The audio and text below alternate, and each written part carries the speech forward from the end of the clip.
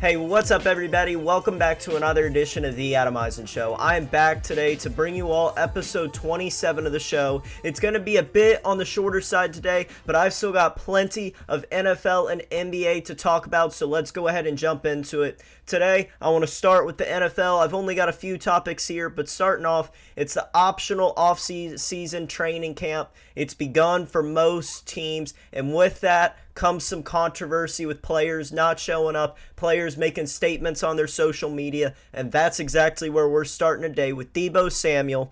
Deebo, if you guys saw with this past week, he has requested a trade from the San Francisco 49ers, and there's a bunch of different reasons for this.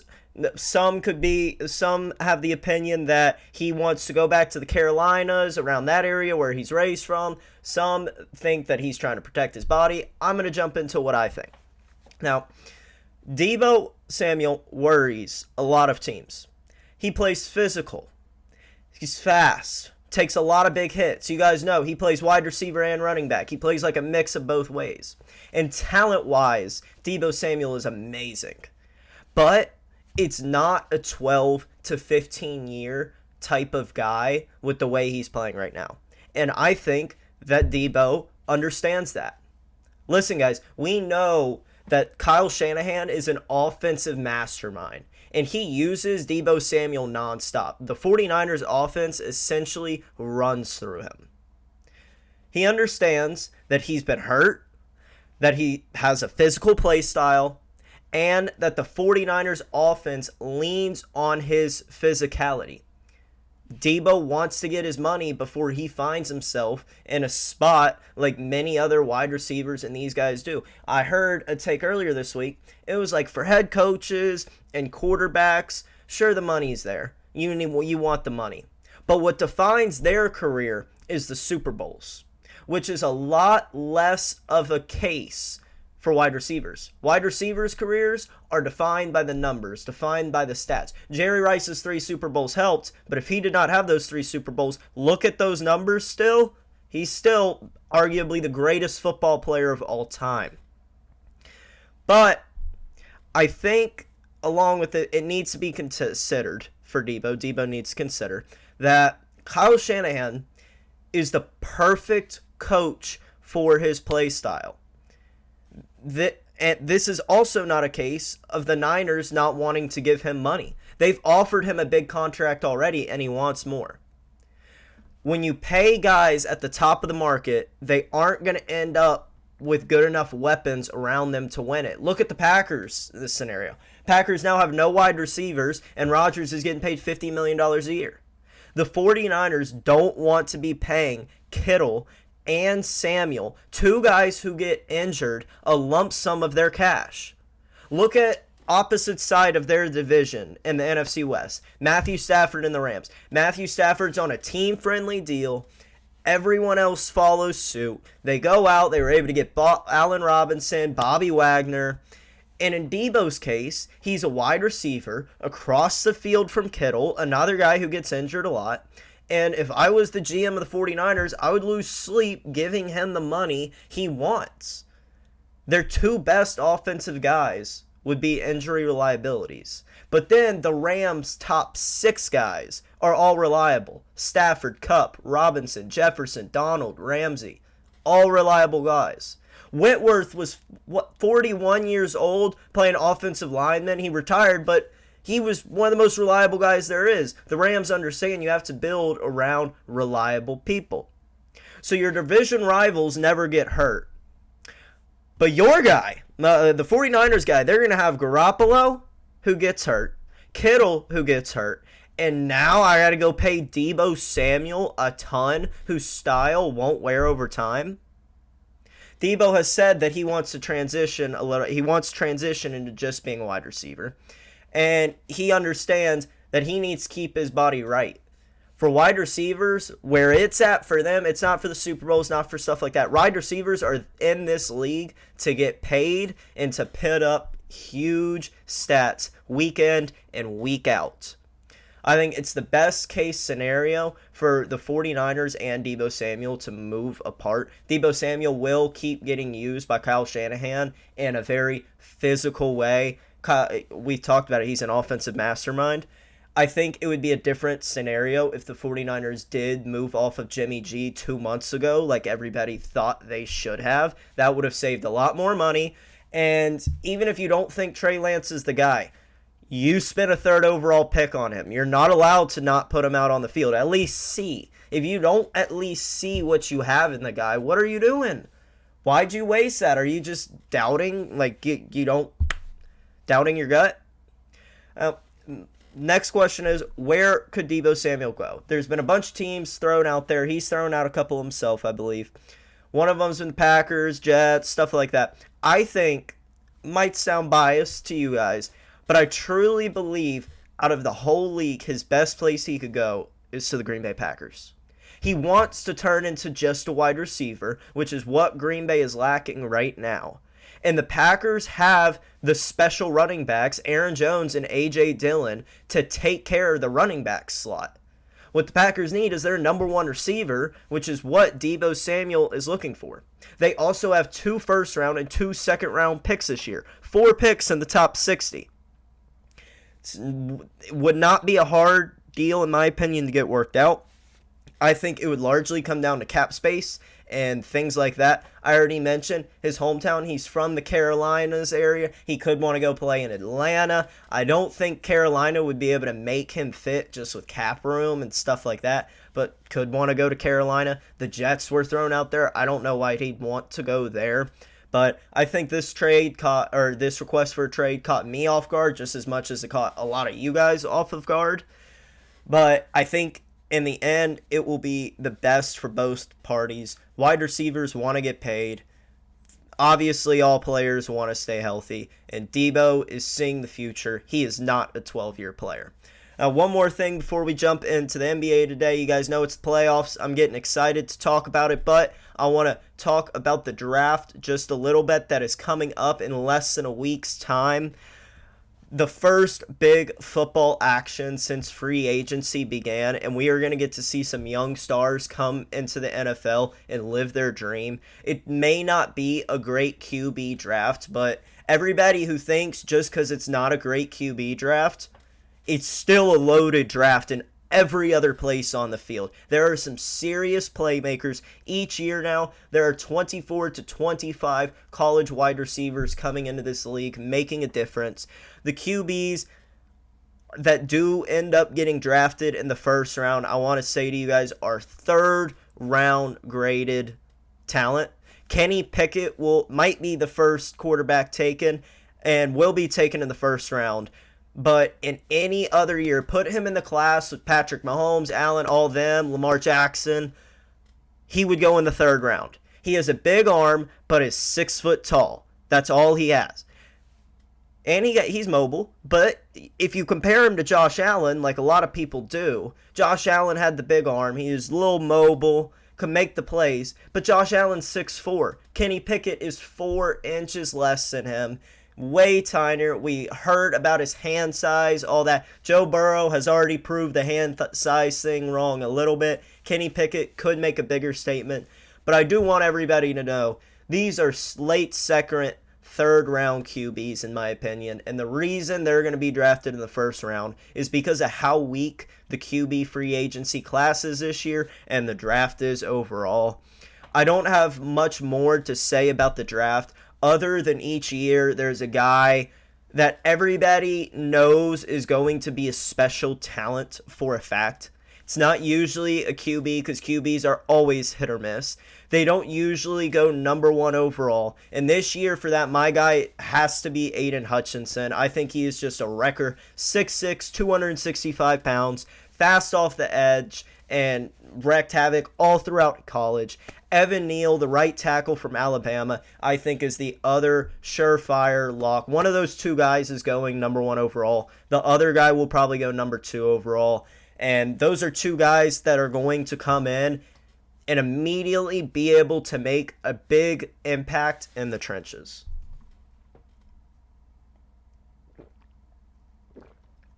Now, transitioning on today to the NBA playoffs, I was excited to get here. First round of the playoffs, I spoke to everybody last week. I said, I don't like to watch the NBA much throughout the regular season. I think it's far too long.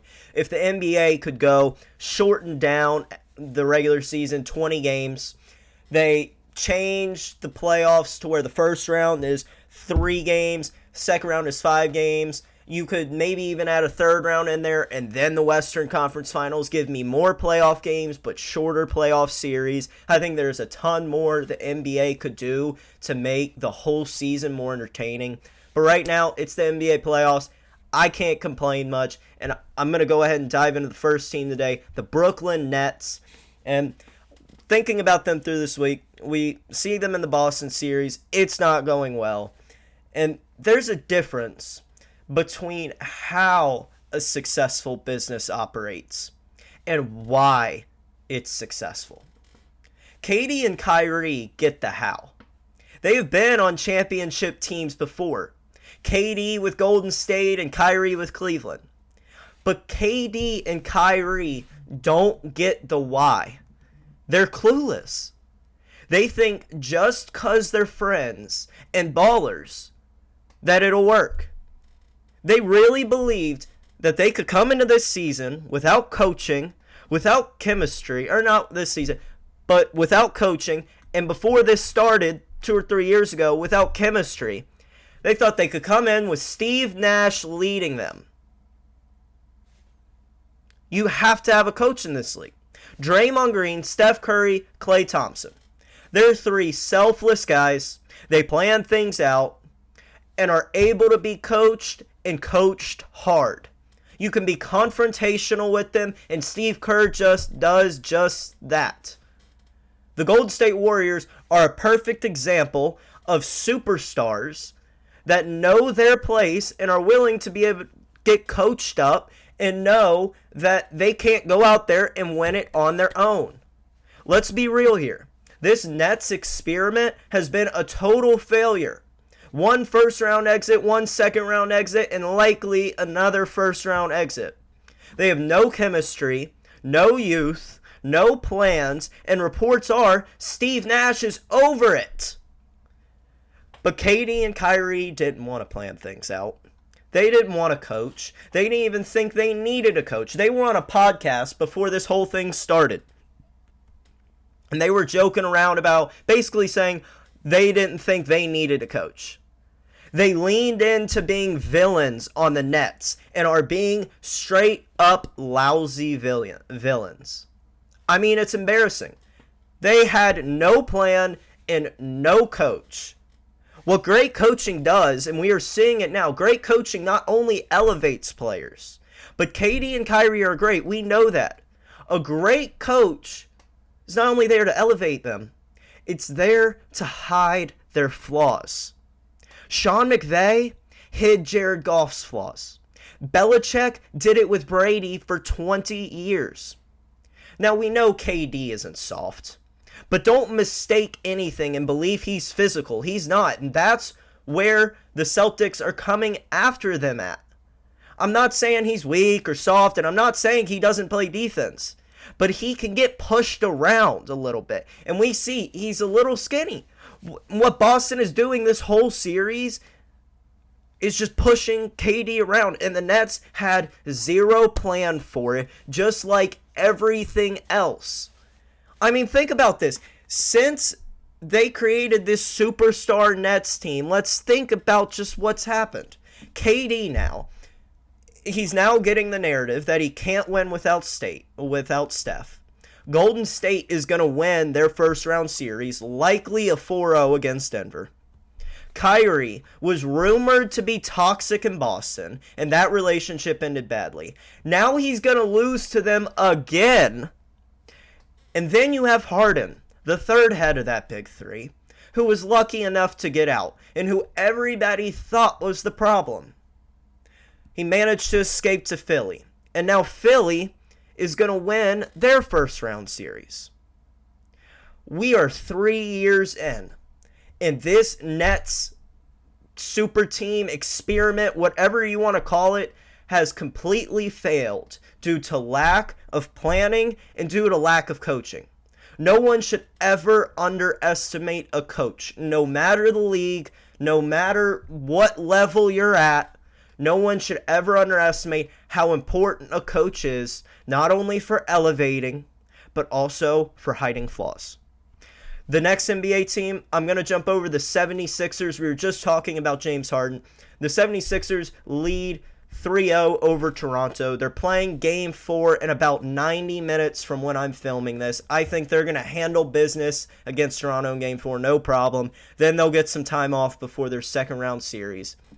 And what I was thinking about with the 76ers this week, where I went is, when you want to sell a home, when you're putting your house up on the market, what do? You get rid of the clutter. Clear some things out. You maybe get rid of some of the personalized photos.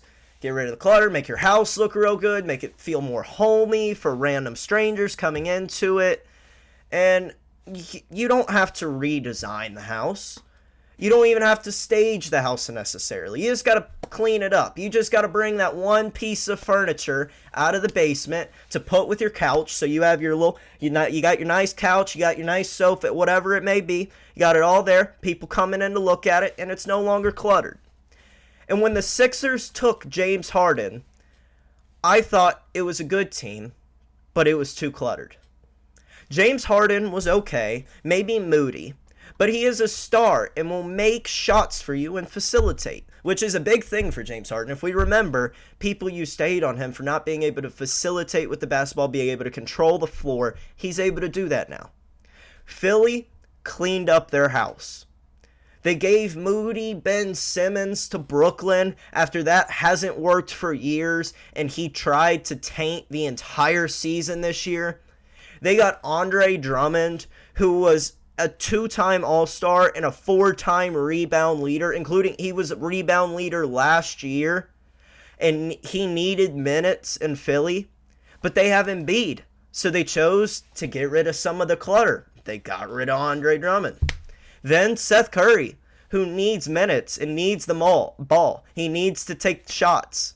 They said, nah, let's get rid of those guys. And now when I watch the Philadelphia 76ers, there is so much more clarity to who they are. They got rid of all the clutter. The moody Ben Simmons. The backup center who needed minutes. Seth Curry, who's aging and who needed the ball. Now you have Tyrese Maxey, who has ascended since that trade. He was shooting 47%, averaging 17 points. Now he's shooting 53%, averaging 20. More minutes, more shots, more clarity. Tyrese Maxey now knows who he is, and so does everybody else. And the Philadelphia 76ers can play to that. Embiid also now gets more minutes. You don't have to give minutes to Andre Drummond, the clutter. Bringing in Harden didn't change the dynamic. It's Embiid's team. He is going to take the game-winning 3-point shot like we saw the other night against Toronto. Instead of being cluttered Philly, now they have clarity and can win knowing exactly who they are, not going through this rotation with the bench. There's this saying, everybody's heard it, addition by subtraction, which is the best example for Philly here. Now, Brooklyn has a million questions, like when to use Simmons and Curry and who will get along. And Elton Brand, the GM for the 76ers, knew it. He had too much clutter in his house to sell it. He cleared it out. He brought in a nice chair to go with his nice couch and kept it cleared. And it's no longer cluttered, and look at him now. It's the best 76ers team we've seen in years. And for once, it seems like the process could be working out. The last NBA team I'm going to jump on to today is the Warriors. The Warriors are up 3-0 right now on Denver. And we brought this up with the Nets, but this time I'm going to bring it up with the Warriors. They know how to be a successful business. Unlike the Nets, they know why it's successful. If you want to build something, the why is important. Why are the Warriors so good? They're selfless. They're extremely selfless. They're very smart. And you cannot think of a dynasty, whether it be pro or college sports, college basketball, pro football, pro basketball, college, whatever it may be, that did not have a great coach. Every single dynasty. Kyrie and KD don't think they need, but they did need a great head coach. They did need someone to keep them together. But I'm talking about the Warriors now, so I'll get back to them. Why are they beating Denver, people might ask? How do they look so good? They've been out of the limelight for years. Now they're back. Everything has now lined up for them. Draymond and Steph Curry are rested and healthy. Clay is back looking like his old self after being gone for 1.5 to 2 years. And Jordan Poole is elevating his game. He is turning into another Splash Brother right in front of our eyes. Why is this? You might ask. This is why they have a dynasty. They rested Draymond and trusted him to be there when it mattered. They rested Steph. Steph said, I'll come off the bench. And they've been elevating Jordan Poole now for 3 months since the All-Star break. And he has turned into a star.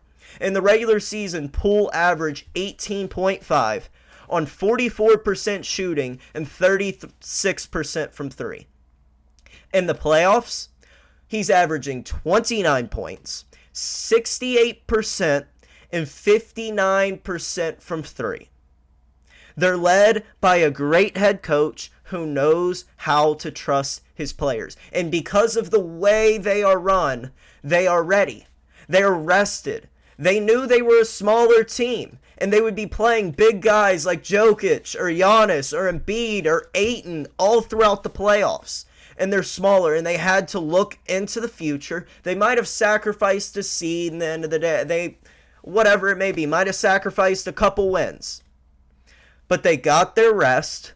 They have a great head coach who has been there before, not Steve Nash, who he had NBA experience, but has not had any experience as a head coach. And these guys aren't just great because of their talent. They're great because there's coaching behind it. There's intelligence behind it. There's truth behind it. Thank you all so much for tuning in to another edition of The Adam Eisen Show. I know it was a bit on the shorter side today, but I'll be back with a much longer episode next weekend. I can't wait for it. See you then. Episode 28. Peace.